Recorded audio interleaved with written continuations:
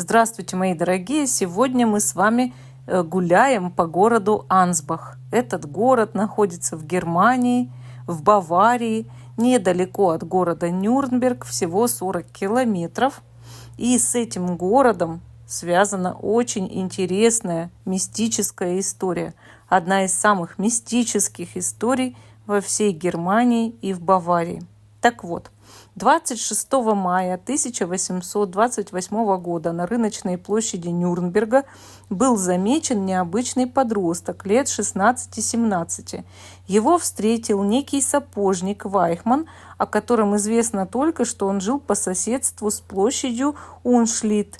Выйдя из дома между 4 и 5 часами пополудни, он направлялся к Новой Воротной улице, где встретил своего приятеля Бекка. Приятели решили отправиться за город, попить пиво и потанцевать, когда заметили неподалеку странного юношу, который качался словно пьяный. Он знаками показывал им остановиться. Заинтересовавшись его поведением, горожане подошли поближе, после чего незнакомец спросил их, как пройти к предместью Нойершторштрассе.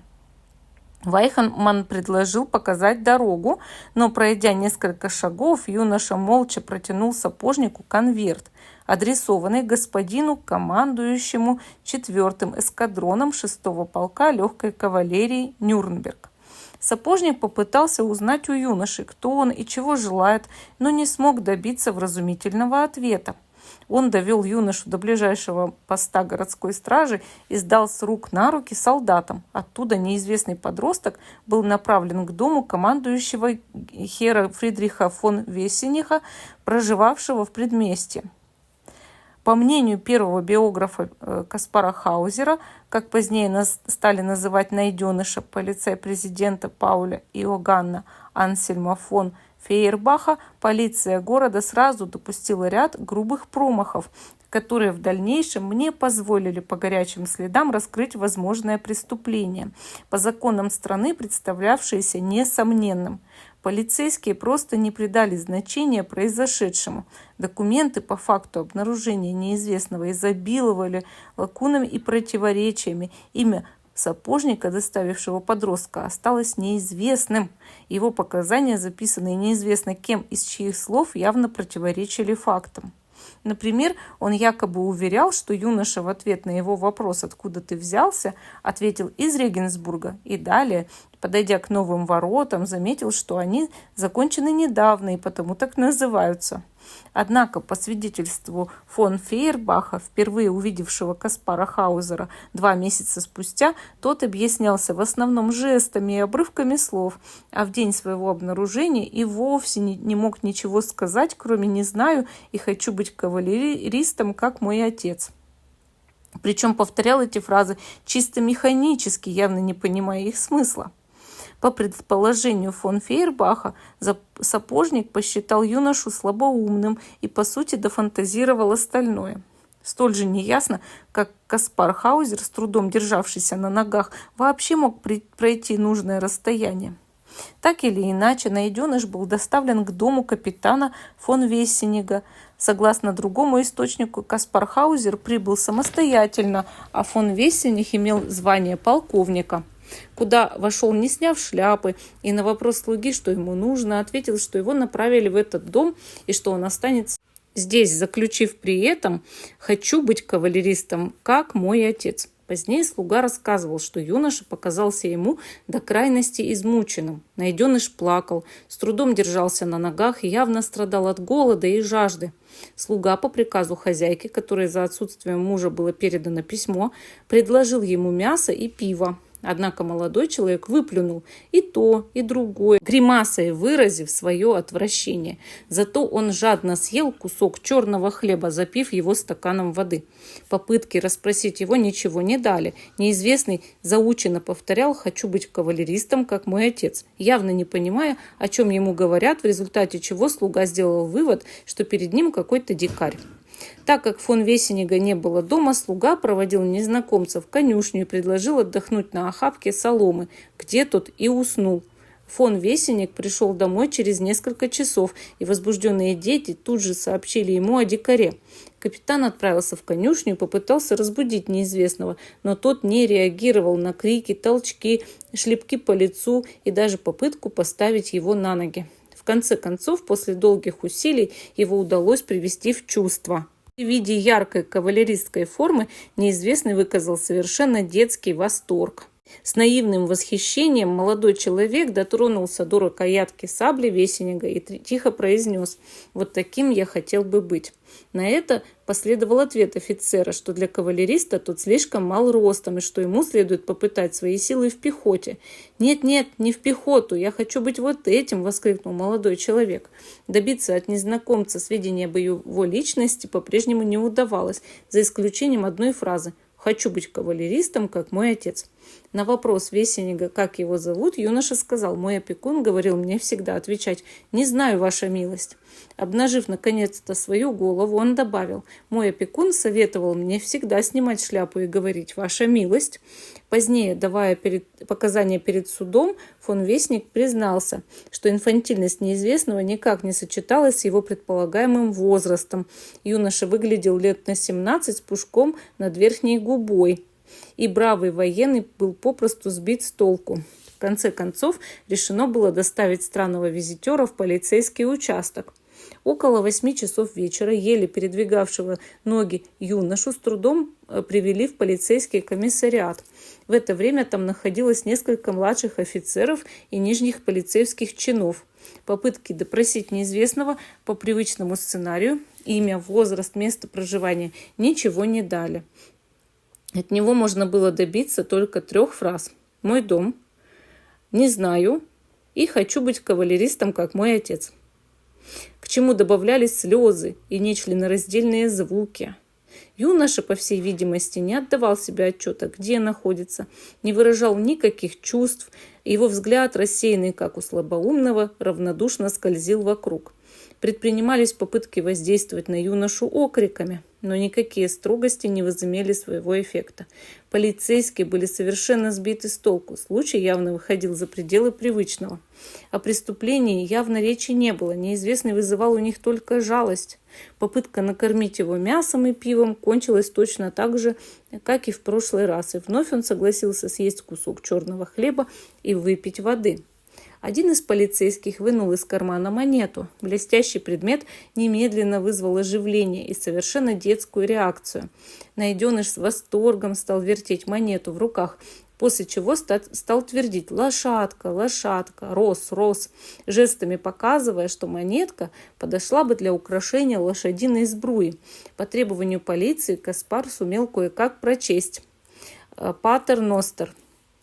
Наконец, кто-то догадался принести ему бумагу и чернила, и, практически не надеясь на успех, жестами предложил написать что-нибудь. Однако неизвестный уверенно взял перо и вывел на бумаге «Каспар Хаузер».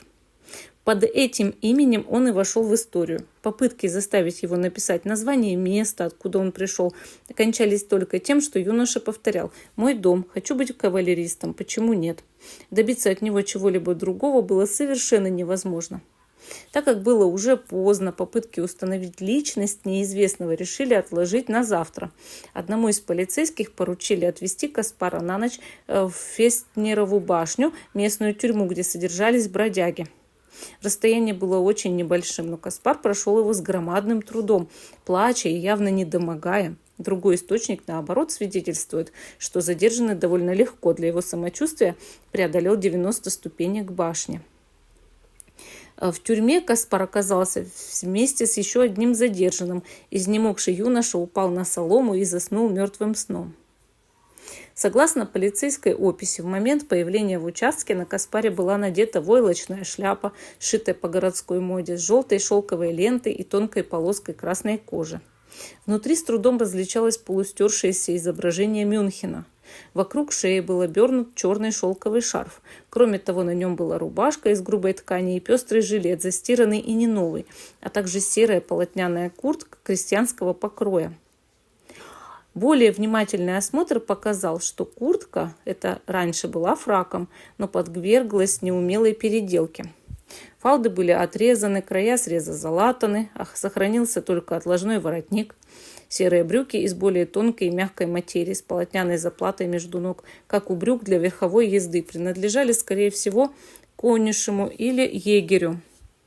На ногах у неизвестного были тяжелые ботфорты, подбитые гвоздями на высоких каблуках с прикрепленными внизу лошадиными подковами. Сапоги явно были ему малы, их носки были отрезаны, и пальцы ног торчали наружу. В карманах у Каспара был обнаружен белый носовой платок в красную клетку с красными же вышитыми инициалами КХ. Несколько ярких тряпок красного и голубого цветов, пара карманных молитвенников, на одном из которых было украшение в виде короны, посыпанной золотым песком, ключ, роговые четки и несколько записок с католическими молитвами, подобные, по выражению фон Фейербаха, в Южной Германии весьма распространены среди богомольцев. На некоторых из них были отмечены адреса типографий в Зальцбурге, Праге и Бургхаузена.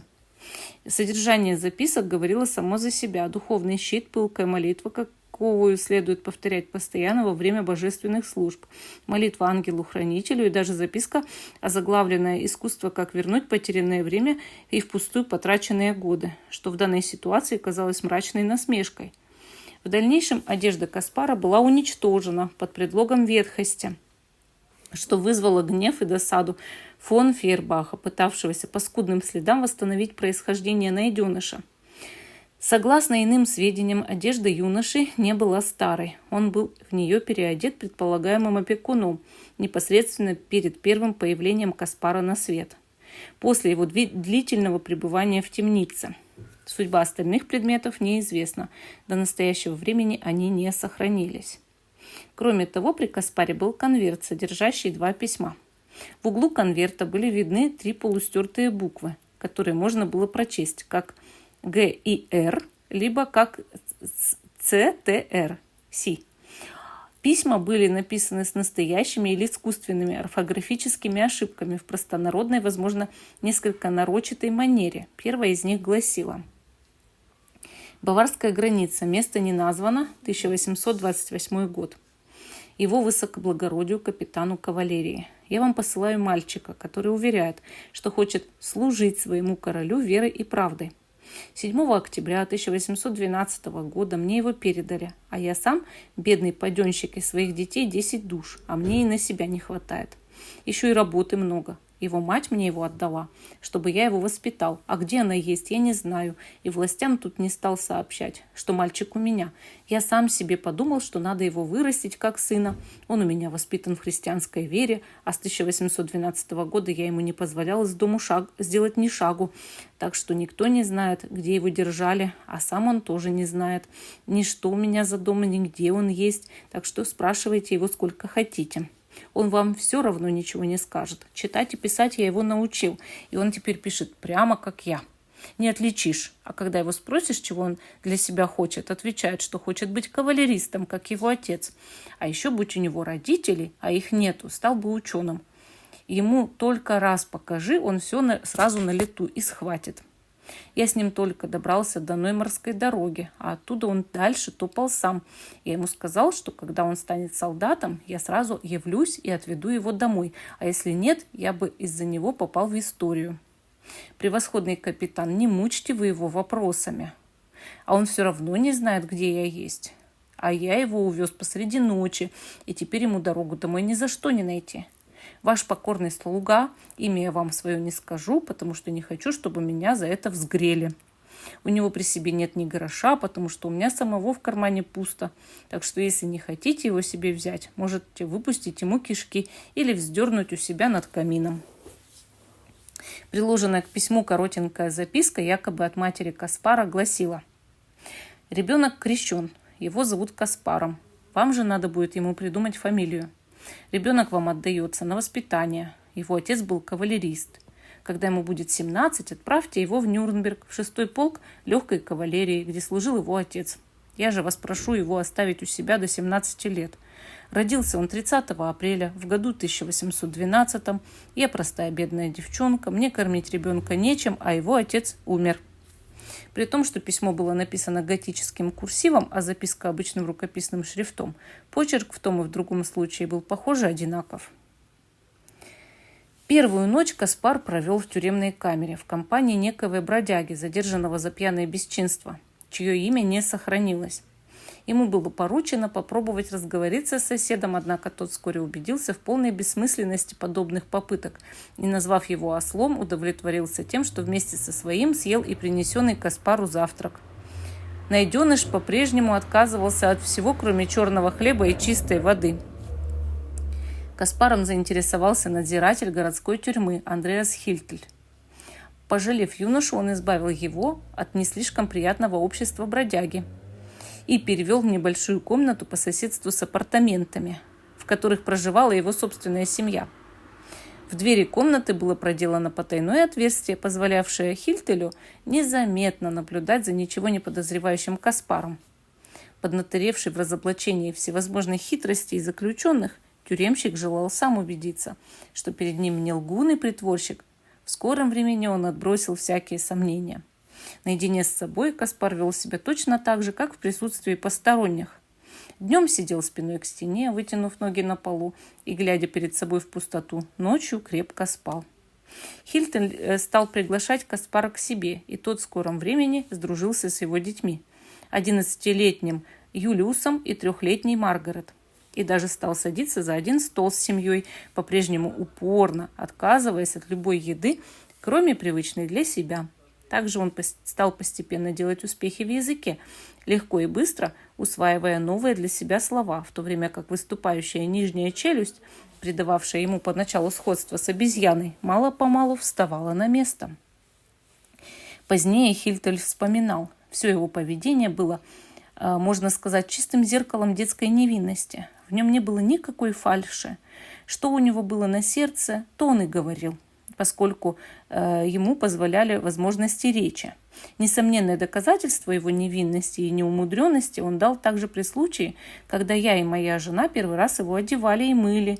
Его поведение при этом было как у ребенка, совершенно естественным и без всякого стеснения. К этому тюремщик добавил, что Каспар был невероятно грязен, словно бы не мылся от рождения. Пыль и отмершие эпители сходили с него пластами. Примерно через 2 недели после появления Каспара в Нюрнберге о нем узнал доктор Даумер. Он пришел в тюремный замок навестить найденыша. Проникнувшись жалостью к юноше, который во многом ощущал себя потерянным среди праздных зевак, глазевших на него, Даумер твердо решил выхлопотать у городских властей разрешение взять найденыша к себе, что ему удалось лишь 18 июля 1828 года. Вот такая история, это только начало. Мы с вами продолжим ее обязательно рассказывать позже, в следующем видео. А пока наслаждайтесь тем, что вы уже узнали. Как вы думаете, откуда этот человек взялся, кто его туда привел, кто все это время за ним следил? И да, по легенде, он жил в подвале, почему его туда спрятали? Пишите о своих догадках. До новых встреч!